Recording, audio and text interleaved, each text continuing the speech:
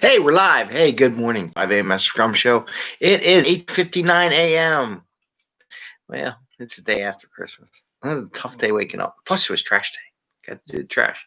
Priorities. Anyway, this is our 492nd episode. And if you heard that little beep, that was when you ring the little bell. You get notified. You get notified when we go live and post up videos and things like that.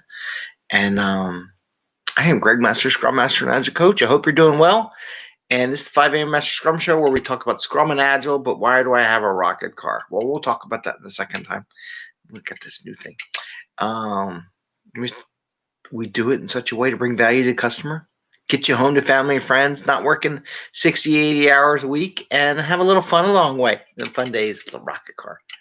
And we'll do clips one day when we get this all set up and get the kids into it.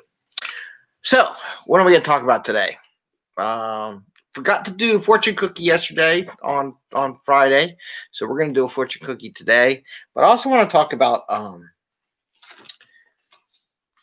picking the product backlog for the customer and not listening to the customer, right?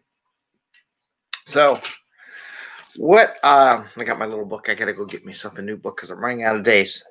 So this is what we're going to talk about. A lot of teams, technical teams, Scrum teams, dev teams, technical managers. I think it's a classic question on many of the Scrum exams. Like, who should do the backlog? Is it the technical manager? Is it the product owner? Is it the customer? Is it the stakeholder? Who does it?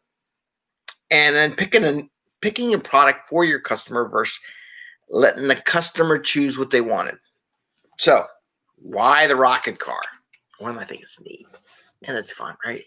So, I got this rocket car. It's pretty cool. Put a rocket engine in there and you race them. You put a string and then we're going to do a drag race. I don't know where we're going to do it. Maybe South Philly. That would be just wow. People freak out. Maybe they do so much construction. I'll have to find out where they're going to close the road down and I'll go down that street and figure this out.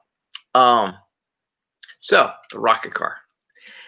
This is where me, the technical manager, picked up the present for my children for Christmas. It wasn't on their list. It wasn't in the product backlog, but it's something that I thought they needed. Actually, it was a sale. So I got the rocket car, got one for each kid.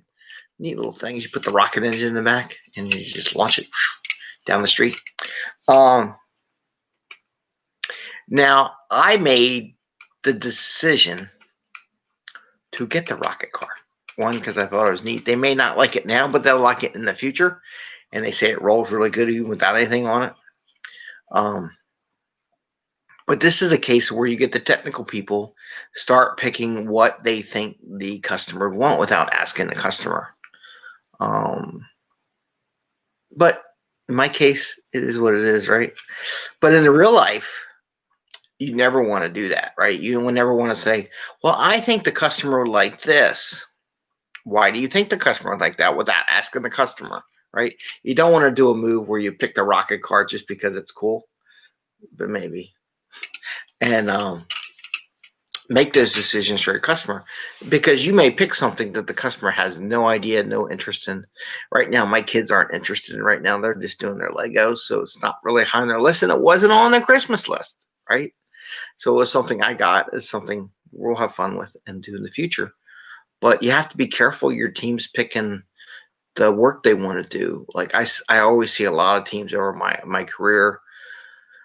They think they need to work on something, but it doesn't bring value to the customer, right? It's not what the customer values, so you're not going to make revenue on it right away. And you got to think about that as you go, okay? So that's why I want to give an example. Yes, it's neat, but it's not what the customer wanted. And you may not sell it or make revenue on it for a while. Like you may say, I think the customer would like to do a new way of opening a file or a new way of positioning of something. And if you never ask the customer what they wanted and why they wanted it, it may fall on their face. So my advice is to check with the customer, really put onus not on the technical side, but on the customer story side. What brings value to the customer, what they're telling you. And be careful of those product owners that they come up with this stuff, they pull it out of their you-know-what, and they make items on the list. I'm like, well, I would ask them, so Did you do a customer focus group when you wrote this story down? Where is this information coming from? Is this something you just feel that it's something the customer want? Sometimes you as a team have to challenge that, right?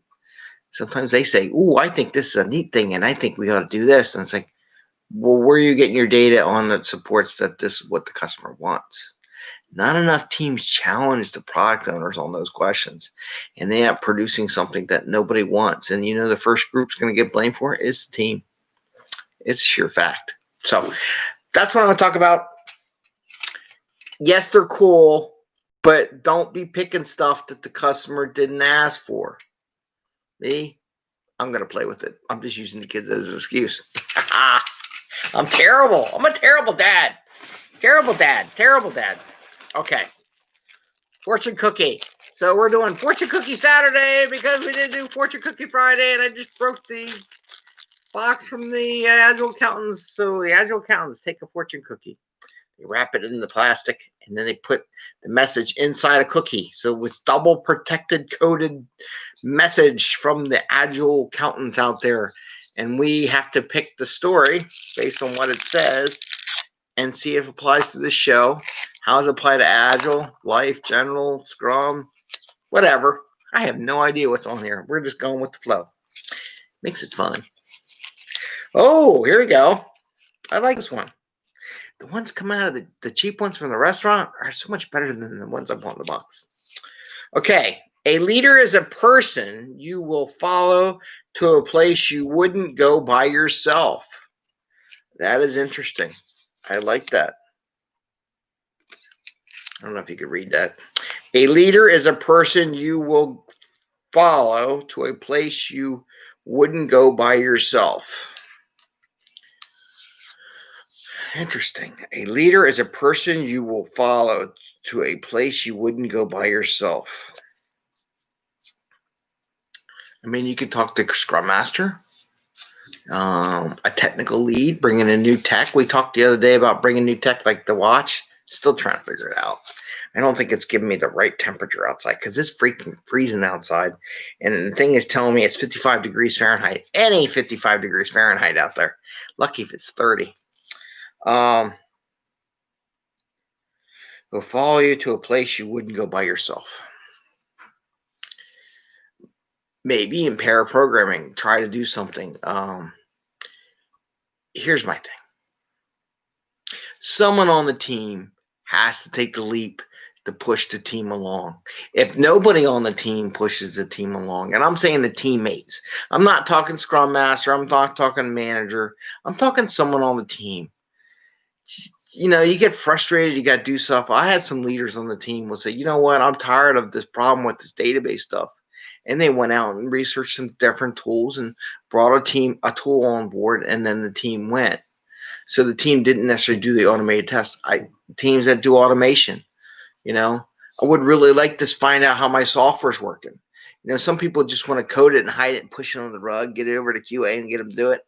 Others on the team no, I want to know what my quality of my stuff is. Hey, automation and testing, give me those test codes because I want to run them at my level. I want to see how my software's doing from what I have on my integration, see if anything pops up that's unexpected, right? So those are the leaders on the team that need to go out and do that so the rest of the team goes there. And it's not necessarily the Scrum Master, and it's not necessarily like a manager or a technical lead or somebody high up in the organization does it. Sometimes it's just your coworkers, right? Because you want your coworkers to learn from that and go with you and support you. Sometimes it's the team. It ain't all the other stuff. That's sure fact. Anyway. All right, you all. You have a great Saturday. Thumbs up if you like the show. We are going to do Rocket Car one day. And ring the little bell if you like what we talk about. Remember, listen to the customer. Don't necessarily think you want something because you think it's cool and the customer want it. Make sure and verify that the customer really needs it. Challenge your product owner. Challenge the business organization. Challenge the tech lead. Say, in Challenger, is this something the customer really needs or asked for, right? Or is it just something you made up and we're just going to waste money on it when we should be doing something? Because you know what? If you don't sell it, nobody gets a bonus check. Okay? If you want a bonus check. If you don't want a bonus check, I guess you're good. So, thumbs up. Have a great Saturday. Enjoy. Hope you get to play with the toys. Kids are over still having fun, which is cool. And go have some fun with family and friends. Take care. Bye. See ya. Go read a book.